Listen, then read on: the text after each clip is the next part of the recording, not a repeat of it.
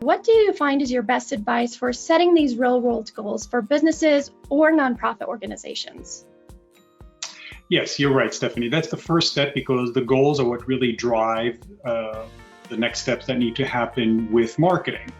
And when we start working with some of our clients, one of the questions is, what are your goals? And the typical answer is, well, I want to grow sales, I want to get more customers, or so on. But that's a very broad goal. And what we find after the conversation is the need to narrow down the goal to something a little bit more specific. So for example, do you want to increase the average transaction amount in your business?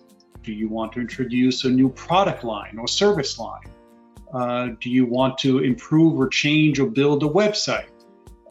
So those are far narrower goals to meet, and those will drive the type of marketing tools and messaging that you're going to have to put in place.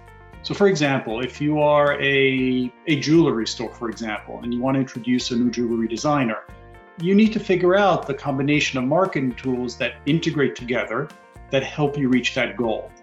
The vast majority of tools today are digital. Obviously, there's space also for things like direct mail or even a signage in a store, things like that.